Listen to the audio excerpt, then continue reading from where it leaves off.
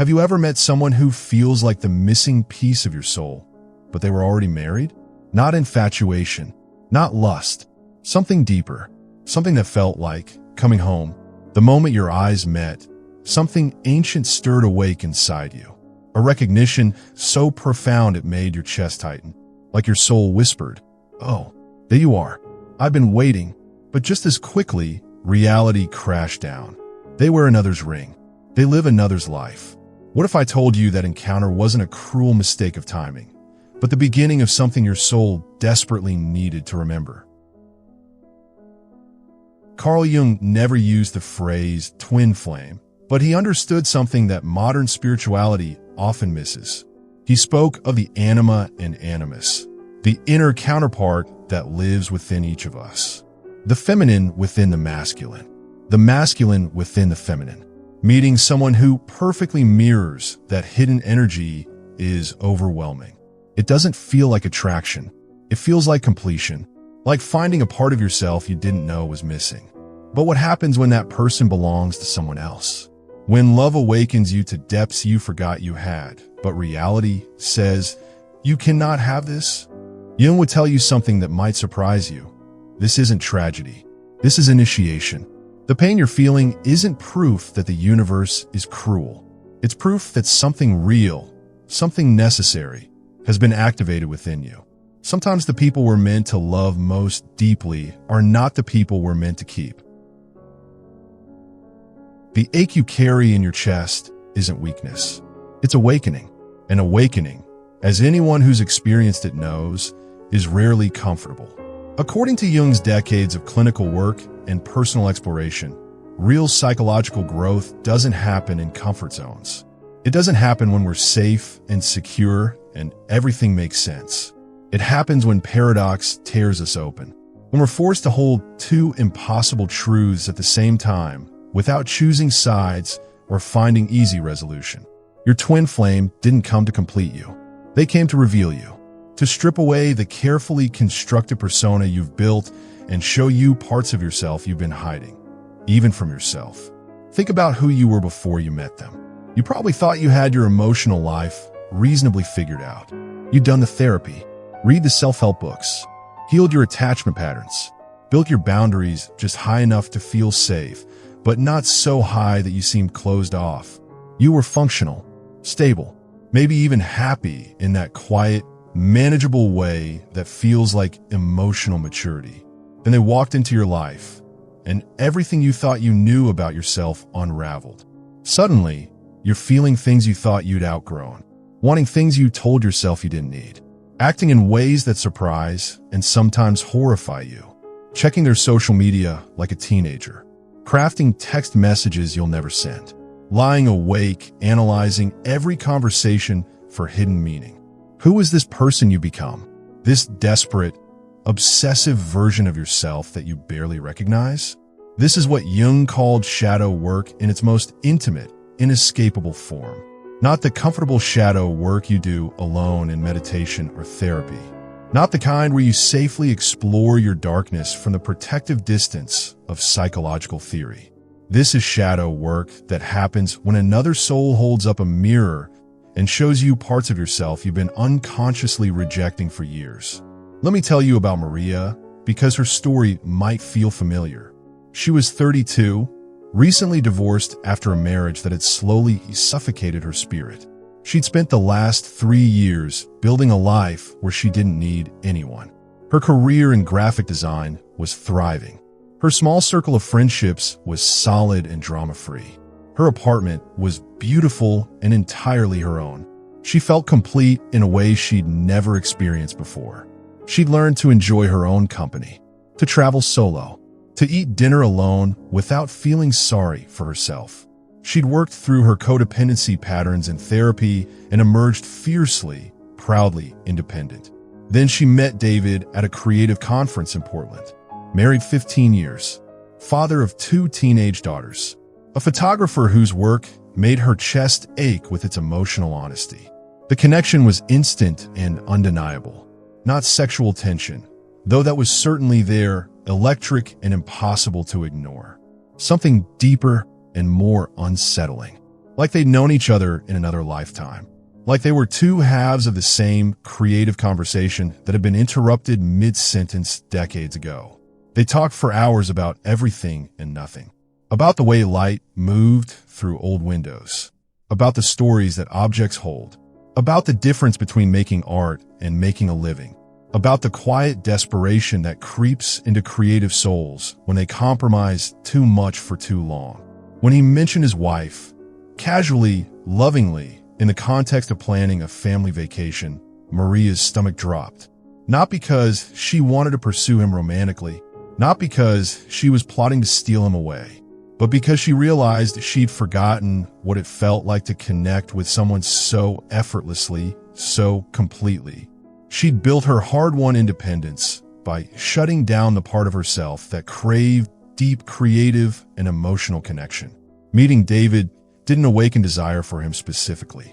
It awakened desire for the version of herself that could love and create and dream that openly again. Jung called this the transcendent function, the psyche's remarkable ability to hold opposing forces in creative tension without collapsing into one side or the other. Maria had to hold her fierce independence and her deep longing for connection simultaneously. She had to love her solitude and grieve her isolation at the same time. Most of us collapse under that kind of psychological tension.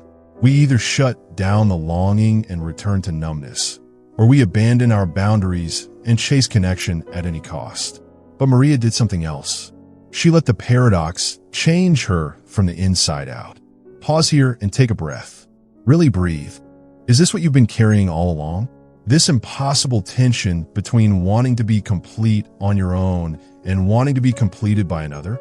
Between the safety of independence and the aliveness of deep connection? The person you met didn't come to resolve that tension for you.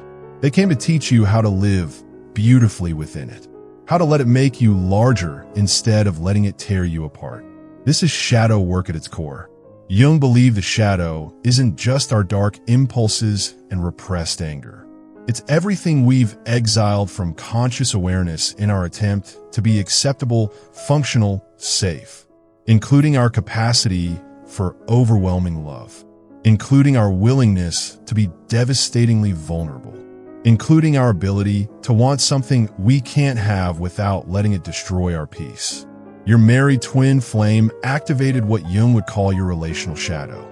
All the parts of you that know how to love without possessing, how to hold beauty without grasping it, how to understand that some connections are too sacred to reduce to conventional relationship structures. Think about how you felt in their presence. More creative? More alive? More yourself than you'd been in years? Like you could see colors that had been muted before? That wasn't them doing that to you like some kind of magic spell. That was them reflecting back the version of you that you'd forgotten existed underneath all your protective strategies and careful emotional management. Jung taught that we don't fall in love with people. We fall in love with our own projected anima or animus, the inner masculine or feminine that we've disowned and unconsciously searched for in others. What you experienced wasn't love for them exactly. It was love for the parts of yourself you glimpsed in their presence. If this part hits something deep in you, keep going. The next few minutes might feel like looking in a mirror you've been avoiding your whole life. Here's where everything you thought you knew about love gets turned upside down. Jung called it the transcendent function, the psychological capacity to hold two seemingly contradictory truths in dynamic tension without needing to resolve them into something simpler or more comfortable. You love deeply, but cannot have. You feel destined for each other, but accept that timing makes it impossible. You want union more than you've ever wanted anything, but choose solitude with consciousness rather than pursuing connection without conscience. And somewhere in that impossible, heartbreaking tension, you awaken to something larger than romantic love. You awaken to love itself. This is where most people break. The tension becomes unbearable. They either pursue the connection regardless of consequences and destroy lives in the process, or they shut down completely and return to emotional numbness, telling themselves it was all just fantasy anyway. But there's a third way. the way Jung pointed toward in all his work on individuation and psychological wholeness. You learn to love paradox itself. You learn to find beauty in the impossible. You learn that some experiences are too profound to be reduced to whether you get the person or not. The realization hits slowly, then all at once. The purpose was never possession. The purpose was reflection. The purpose was remembering. This soul was never here to stay in your life. They were here to mirror back the version of you that you forgot you could become. They were here to activate potentials that have been lying dormant, waiting for the right frequency to wake them up. Let me share something that might completely shift how you see this entire experience. In Jungian psychology, when we meet someone who activates us this profoundly, when we feel that soul-deep recognition and impossible longing, when not actually falling in love with them as a separate person, we're falling in love with our own projected anima or animus, the inner masculine or feminine that we've lost touch with over years of socialization and survival. The married person who captured your heart and turned your world upside down isn't your missing other half. They're a living, breathing representation of the half of yourself you lost along the way to becoming who you thought you were supposed to be. For women, this might be the inner masculine, the part that takes decisive action, sets clear boundaries, pursues dreams without apology, stands up for what matters without needing permission.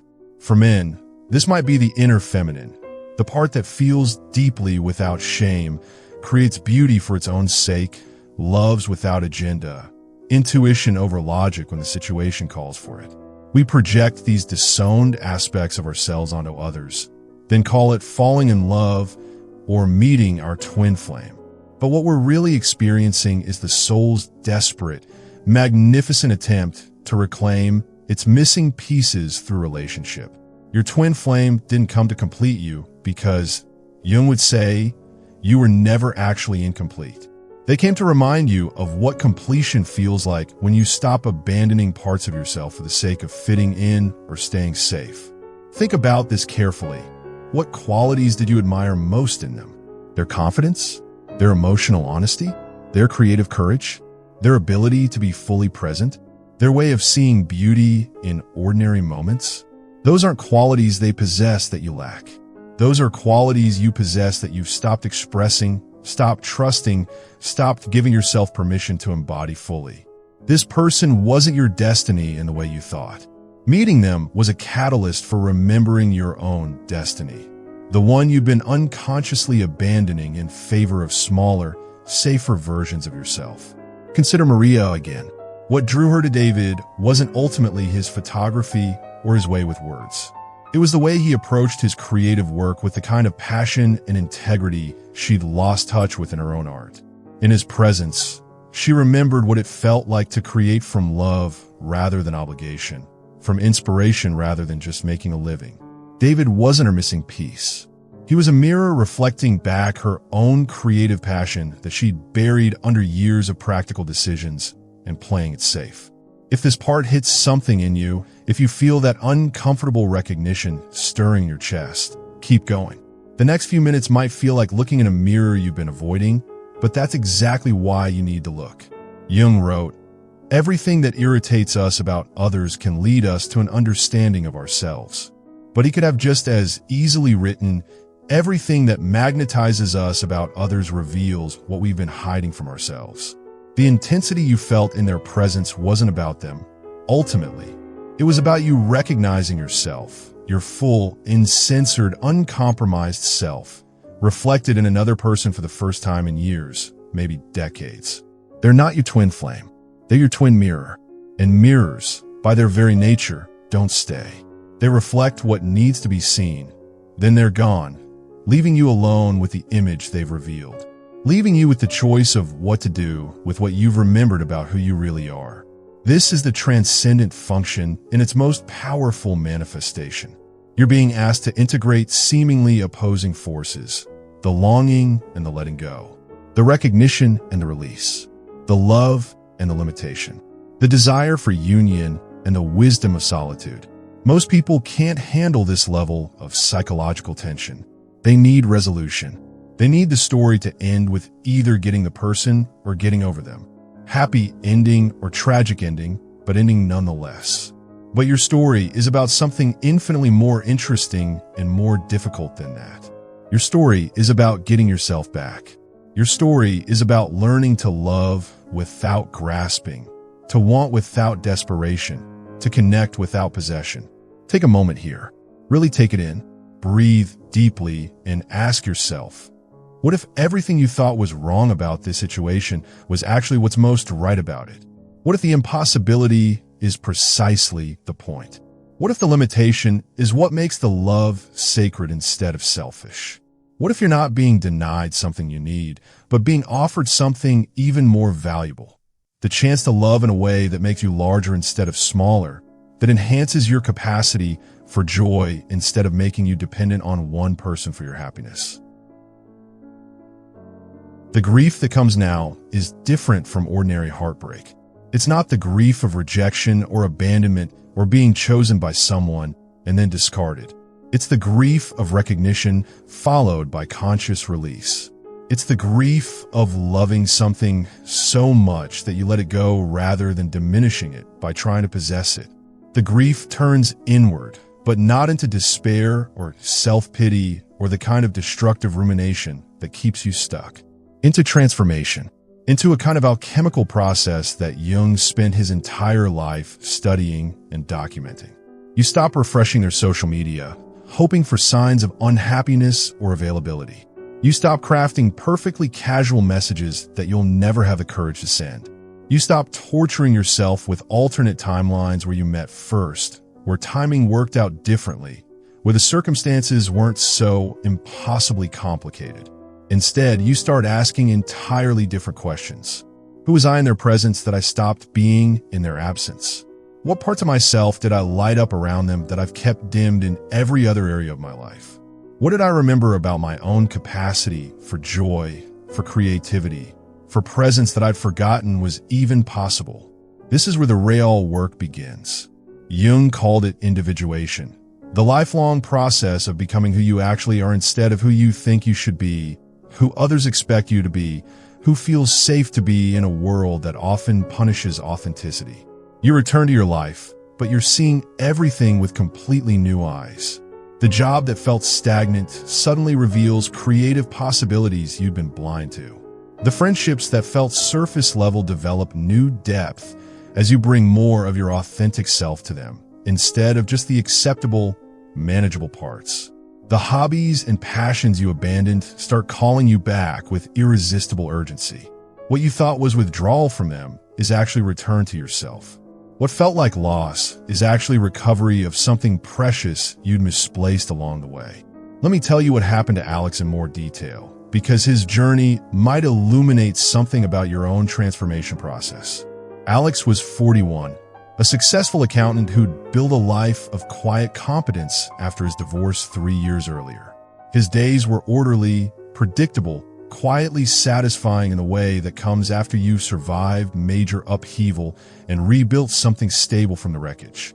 He met Sarah at his 12-year-old daughter's school, another parent clearly devoted to her family, married to someone who seemed kind and present when Alex glimpsed him at school events. But there was something in the way Sarah talked about the world that made Alex's chest ache with recognition. She noticed things he'd stopped seeing. The way afternoon light hit the leaves outside the school office. How her son's drawings showed real artistic potential that deserved encouragement. She talked about books he'd loved in college but hadn't thought about in years. She approached everyday moments with a kind of wonder that he'd buried under decades of responsibility and routine. They started having deeper conversations during school pickup and drop-off. Nothing inappropriate, nothing that crossed lines or made either of them uncomfortable. Just real conversation. The kind he'd forgotten was possible between adults who'd lived enough life to have stories worth telling and wisdom worth sharing. For months, Alex tortured himself thinking about her, imagining what might be possible in different circumstances, feeling guilty for the thoughts and fantasies he couldn't control. He'd lie awake at night, analyzing their conversations, wondering if she felt the connection too, hating himself for being that pathetic middle-aged divorce guy who was probably reading too much into friendly parent interactions. Then one day, instead of focusing on what he couldn't have with Sarah, he asked himself a completely different question. What was it about her way of seeing the world that captivated me so completely? The answer surprised him and changed everything. It wasn't her specifically that he longed for. It wasn't even the fantasy of a relationship with her. It was the approach to life she embodied. Curiosity, wonder, the ability to find meaning and beauty in small moments. Qualities he possessed as a younger man, but had gradually abandoned in favor of efficiency and productivity and just getting through the days without too much trouble. Alex started painting again for the first time in 15 years. Not because Sarah painted, she didn't as far as he knew, but because watching her notice beauty everywhere reminded him how much joy he used to find in creating beauty himself, in the process of making something that didn't exist before. He began taking different routes to work just to see new things, just to practice seeing with fresh eyes the way Sarah seemed to naturally. He approached conversations with friends and colleagues with the same presence and genuine interest he'd brought to his talks with her. He started reading poetry again, something he'd loved in college but had dismissed as impractical once real life started demanding his attention. He bought flowers for his apartment for no reason other than the way they made the light look different. He took his daughter to museums and really looked at the art instead of just checking it off the list of good parenting activities. Most importantly, he started engaging with his daughter differently. Instead of just managing her schedule and checking homework, he began really listening to her stories, asking questions about her thoughts and dreams, sharing his own in ways that felt authentic rather than performatively paternal. 6 months later, when he saw Sarah at a school event, the ache was completely gone. Not because he'd gotten over her in the conventional sense of forgetting or moving on, but because he'd gotten back to himself. The longing had been fulfilled, but not in the way he'd expected. He realized that the longing had never been about her at all. It had been about the version of himself he'd glimpsed in her presence. The version that approached life with curiosity instead of just getting through it, that found wonder in ordinary moments instead of always looking ahead to the next task or responsibility. Here's a gentle but powerful question for your own reflection. If you wrote a letter to this person, not to send, but purely to understand what you're really trying to say, what would you thank them for showing you about yourself? What would you tell them they awakened in you that had been sleeping? Take a moment to really consider this. Maybe even get out a piece of paper and write a few lines. Not to them, but to the part of yourself they reflected back to you. Your twin flame was never supposed to stay in your life permanently. They were supposed to awaken something in you that could stay forever, something that belongs to you regardless of their presence or absence. The creativity that's stirred when you talk to them, that's yours to keep and cultivate and express in whatever way feels most authentic. The emotional depth you accessed in their presence, that belongs to you and always has. You just needed someone to mirror it back to remind you it was there. The sense of possibility that opened up when you were around them, that's your inheritance from this encounter. Your reward for being brave enough to feel something real in a world that often rewards numbness. Jung believed that when we're psychologically ready to retrieve lost parts of ourselves, the universe sends us mirrors in the form of other people who reflect back what we've forgotten we contain. These encounters feel like destiny because they're destiny, just not the kind we think. Your person was that mirror. And now that you've seen what needed to be seen, now that you've remembered what needed to be remembered, the mirror has served its deepest purpose. This doesn't minimize the reality or intensity of what you felt. It honors it completely.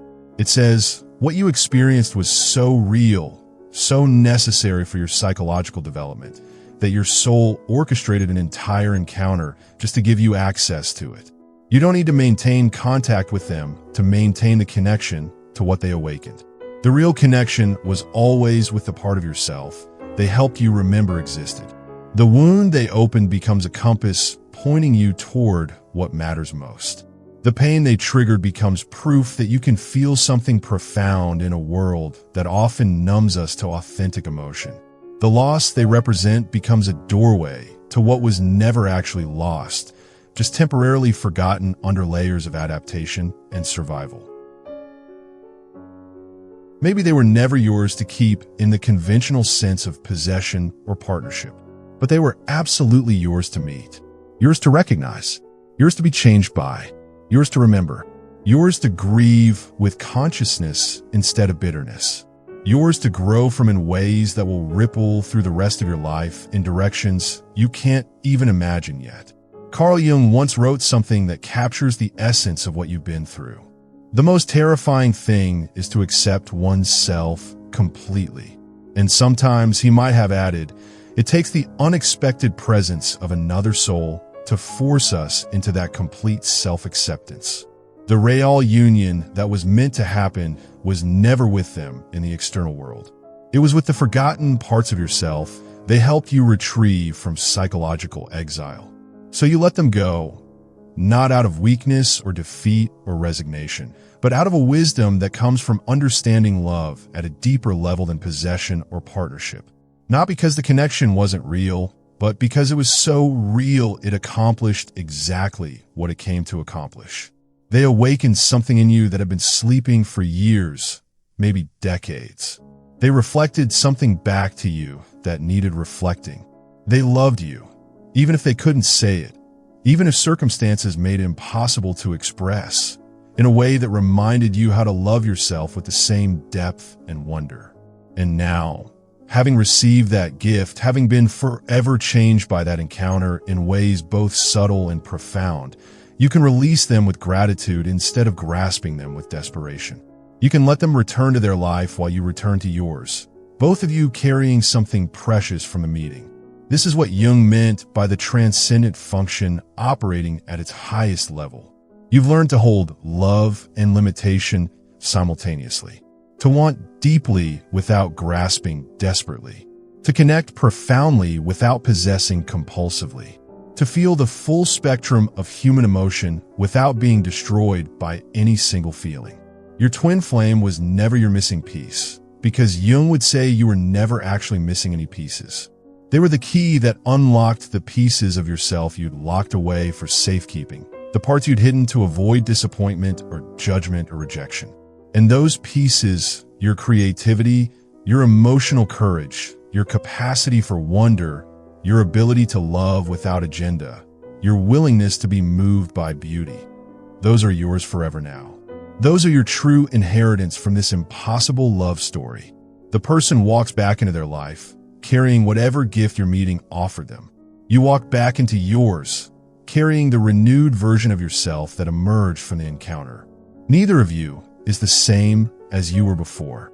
You carry forward the version of yourself that could love that openly, that could feel that deeply, that could want something impossible without letting it make you bitter or cynical about love itself. This is the gift disguised as heartbreak, the initiation disguised as rejection, the homecoming disguised as goodbye. If you've made it this far in this video, if you've stayed present through the discomfort of recognition and the challenge of reframing your entire understanding of what happened to you, take a moment to honor how far you've traveled emotionally. From the first moment of impossible recognition to this moment of conscious release, you've grown in ways that wouldn't have been possible without this exact encounter with this exact person under these exact circumstances. You came looking for your other half and discovered you were already whole. You came seeking completion through union and found completion through integration. You came wanting someone to stay and learn how to let them go with love instead of resentment. That's not consolation. That's not second place. That's mastery of the highest order. The poet Rainer Maria Rilke wrote, "The only journey is the one within." Your twin flame was never meant to be the destination of your journey. They were meant to be the catalyst that sent you deeper into yourself than you'd ever gone before. And if this video has helped you see your situation through a different lens, if it's offered you a way to transform heartbreak into awakening, if it's shown you how to alchemize pain into wisdom, consider sharing it with someone else who might need to hear that their impossible love story is actually a possible healing story in disguise. Subscribe for more depth psychology and soul-level exploration of what it means to be human in all its beautiful, terrible complexity. But more importantly, close this browser and go back to your life knowing that everything you needed to find in another person, you had the capacity to find in yourself all along. You just needed the right mirror to show you where to look. The twin flame was never the destination. It was the compass pointing you back home to who you've always been, underneath all the forgetting and all the hiding and all the small compromises you made to fit into a world that often doesn't know what to do with souls who feel deeply.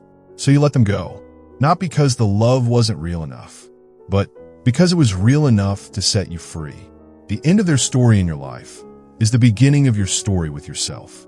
And that story, the one where you become whole not through another person, but through integration of all the parts of yourself you thought you'd lost, that story has no limits. That story is just beginning.